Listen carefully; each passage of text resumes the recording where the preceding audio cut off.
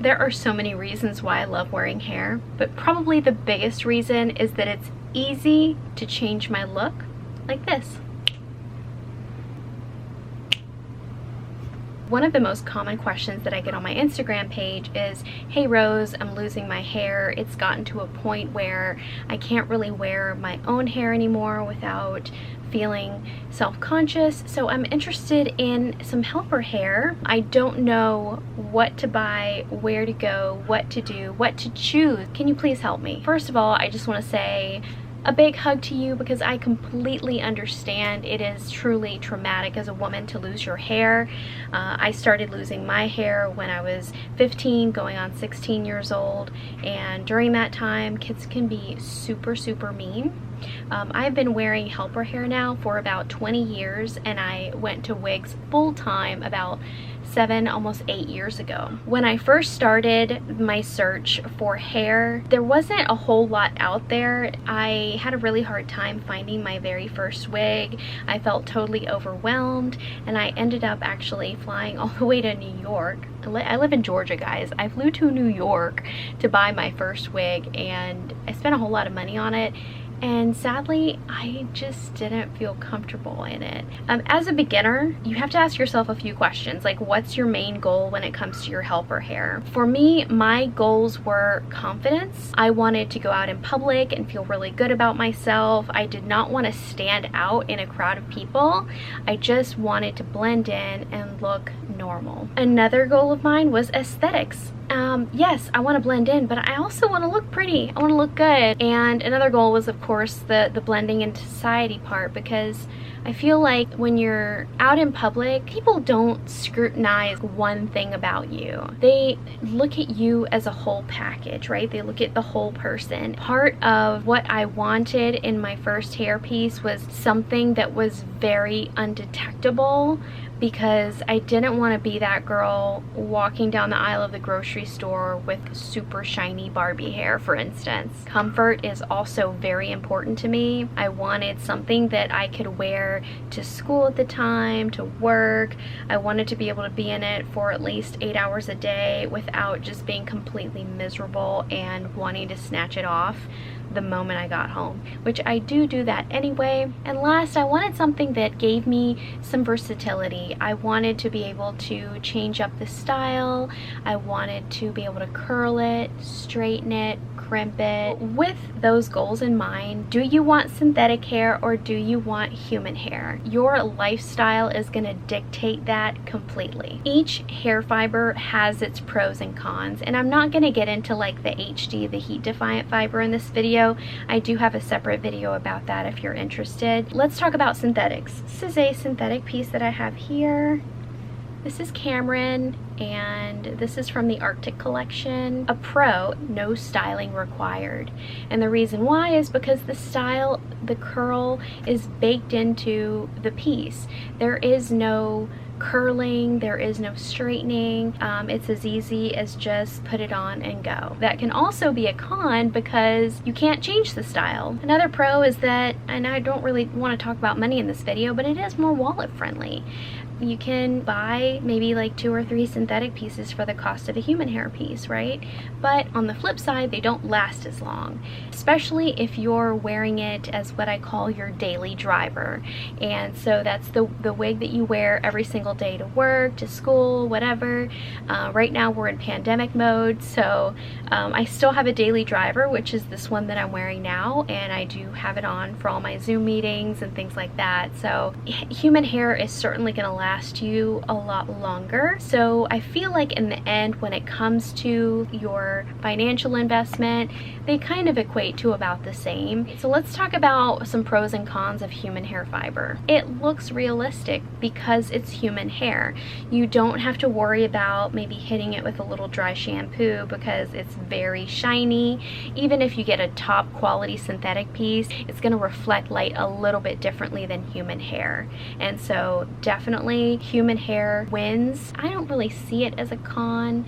just more of something to be conscious of. They certainly do react to the environment. And so that can be mitigated with good products and, you know, proper styling techniques. A piece like this, a synthetic piece, is never gonna frizz because these fibers are essentially made of plastic. A big pro of human hair wigs, and this is so fun to me, but it may not be fun to some of you guys, again, depending on your lifestyle, is that you can curl them, you can straighten them, you can crimp them, you can do all kinds of looks with a human hair piece. It is the most versatile of the two. I like to have fun, I like to straighten, I like to curl, and for me, it's pretty therapeutic. A part of having human hair wigs is that since they do require styling, like for instance, if you wash it and you let it air dry, some of them do have some wave to them, but when you try to air dry your beach wig because you didn't bring any wig care supplies with you. Ready?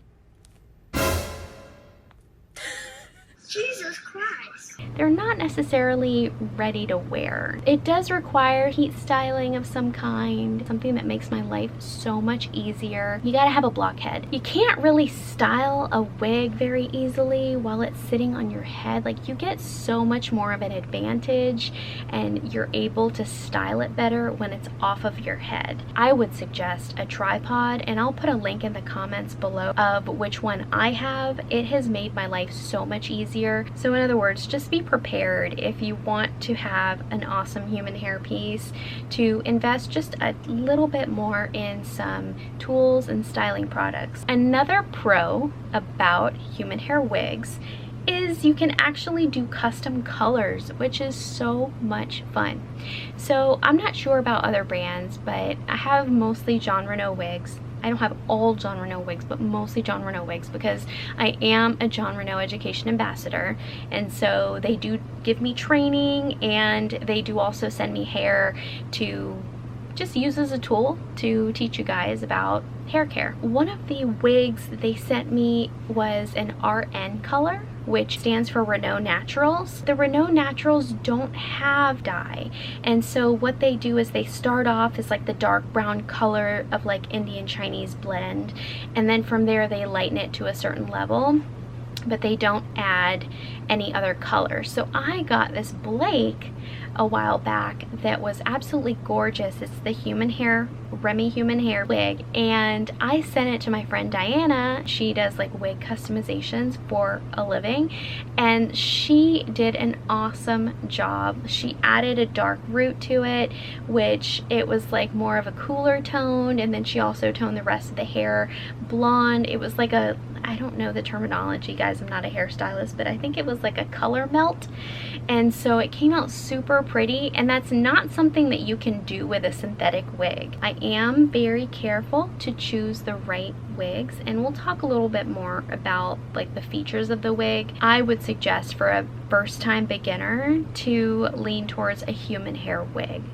And so now let's get into some of the features of a wig. There are many different styles of caps. This is what we call a hand-tied cap. I love the hand-tied caps for the fact that it's so thin. You have more breathability because there's just less material here. They're a lot more comfortable, so that's why I love these. So this is a must. This is a monofilament top. Now, what does that mean? All right, so a monofilament top is going to give you the awesome ability to have a realistic looking part, number one. And number two, let's say, okay, so I part my hair on the left side. Let's say I wanted to part my hair in the middle, or if I wanted to switch it up and part it on the right. You can part your hair in any direction as long as it fits within that dome there, which is the crown of the wig. I would say that is a must to have a monofilament top.